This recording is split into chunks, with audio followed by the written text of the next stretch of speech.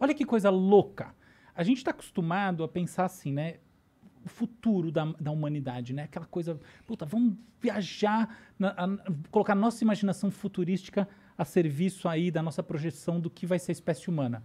Aí você imagina aquele ser humano magrinho, Meu careca, pai falava isso direto com pra um mim. mega cabeção, não é isso? Aham. Por que tem um mega cabeção? Cérebro grande. Agora, olha que coisa que quase ninguém sabe. O cérebro humano, ele na verdade vem encolhendo e não aumentando. Caralho. Sim, há 3 mil anos atrás, existe uma tendência hoje em dia né, na área nessa área que faz os estudos de fósseis de cérebro e etc. Então, é uma área até difícil da gente nomear, né? Que área é essa? Porque é uma área multidisciplinar, tá? Que tem, enfim, tem uma antropologia, tem uma biologia molecular forte, tem uma arqueologia fundamental, enfim. É um conjunto de áreas que vem se encontrando para fazer estudo de genoma, enfim, de fóssil. E esses estudos já basicamente mostraram, tá? É incontroverso, que o cérebro era maior na média 3 mil anos atrás. Caralho. Mas não é meio... Não é esquisito isso? Porque, a princípio, quanto mais cérebro, mais inteligente. Então, exatamente. Exato. Então a gente tá pra mim ficando faz mais sentido. burro. Então a gente tá ficando mais burro, é isso? Olha só, Caralho. não, a gente não está ficando mais burro. A gente está ficando mais dependente do nosso cérebro ampliado. Que é as Porque tecnologias. assim, ó, as tecnologias, isso. Mas a gente tem que entender tecnologia no sentido amplo, aí é isso mesmo. Olha só, há mais ou menos, um pouco mais de 5 mil anos, a gente começou, né, como espécie, o desenvolvimento da escrita. O que a escrita faz, entre outras coisas? Ela migra a memória de longo prazo para um registro externo. É nesse sentido que a gente está falando de tecnologias. A gente pode escrever a história da cultura através de duas grandes linhas.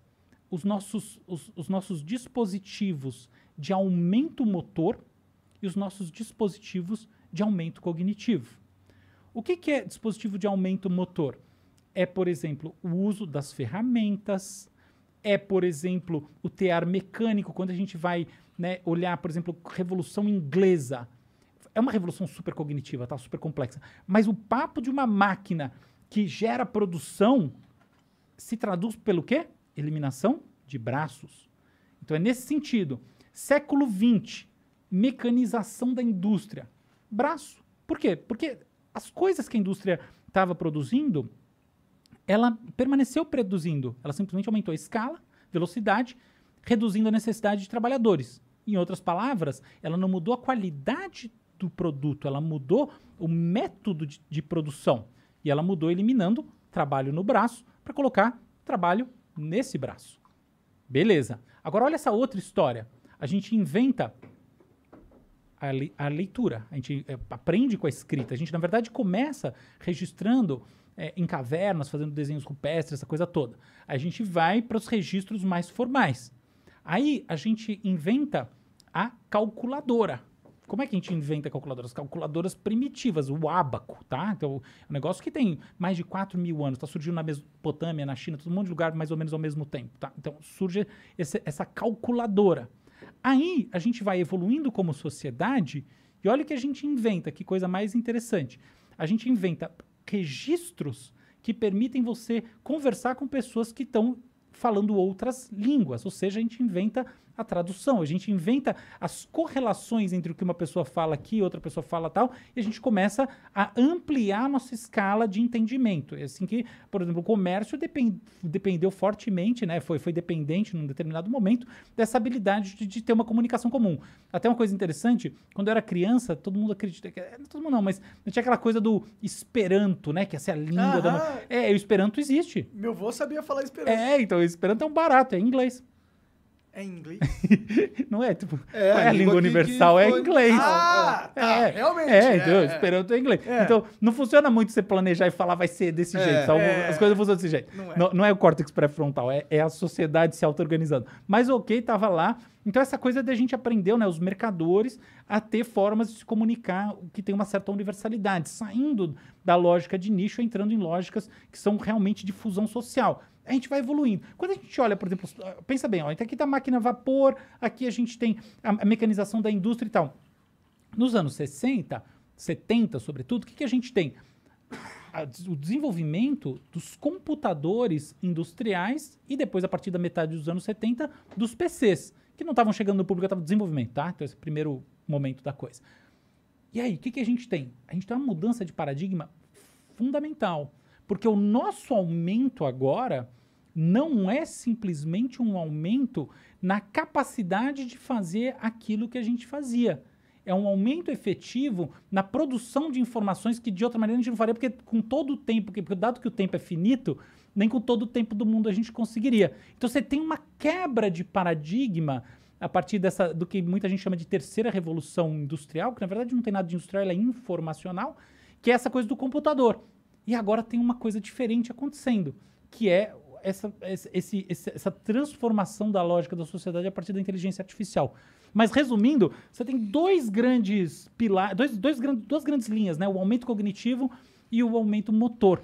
E é assim como se agora o meu cérebro tivesse migrado para as tecnologias. Isso. Então, há 3.000 anos atrás, como você tinha menos essas coisas, era mais necessário então, você exatamente se armazenar. Tem uma coisa engraçada que assim, Aristóteles, ele tinha uma preocupação com as pessoas anotando as coisas, tá? Essa coisa da praça pública e tal, ele tinha essa preocupação. Mas a gente só sabe isso porque Platão escreveu. Ele tinha preocupação da galera não exercitar o próprio cérebro. Exato. Entendi. Exato. Mas a gente só sabe isso porque alguém não exercitou, entendeu? Então, que bom. É lógico. No final, essa ideia de que o cérebro é o nosso verdadeiro sistema de produção de inteligência, na verdade, inteligência não é uma boa palavra, né? Mas de tratamento, de sofisticação no tratamento do mundo, é uma ideia ingênua. É uma ideia completamente ingênua. Por exemplo, existe quase um paradoxo, existe um fenômeno muito curioso, que é o efeito Flynn. O que é o efeito Flynn? Desde que se começou a medir sistematicamente a inteligência, no final do século XIX, ela vem crescendo. Uma pessoa com uma inteligência média do final do século XIX seria considerada rebaixada cognitiva hoje em dia. Por que isso vem acontecendo? Tem alguma coisa a ver com transformação biológica? Não tem escala de tempo para isso, é claro que não. É o quê? É a maneira como a gente enxerga as coisas. A maneira como a gente enxerga está ligada ao quê, em última análise? Não o quanto de informação a gente processa no cérebro, mas o quanto esta camada que a gente está processando está estruturada em ombros de gigantes. O quanto ela já emerge de tudo. Então, por exemplo, tem muitos pais que têm muita preocupação com os filhos usando celular, com internet, etc. Tal. Eu sou um desses pais. Mas tem um outro lado que eu acho fantástico, que minha filha de 3 anos, eu sei que ela está... por exemplo, ela já entende o conceito da internet, que, sobretudo no Brasil, né, que a internet sai do ar, entendeu? Ela entende perfeitamente, que é uma coisa que está no ar, que diferentes celulares apresentam o mesmo desenho, mas que, eventualmente, se ela sair de uma coisa que ela está assistindo, ou ela está na mesma conta, ou então ela vai precisar... que alguém bote lá para ela. Então ela entende que não é simplesmente migrar para outro celular e continuar vendo, que não é um replicador. Ela entende que tem algum gap ali no meio do caminho, mas ela entende que todos os celulares, enfim, a TV, tudo dá para você ver a mesma coisa. Ela porque a internet sabe que é possível ver um desenho num retângulozinho preto. Exato. Ela saber que isso é possível já é um avanço absurdo. Não é, total.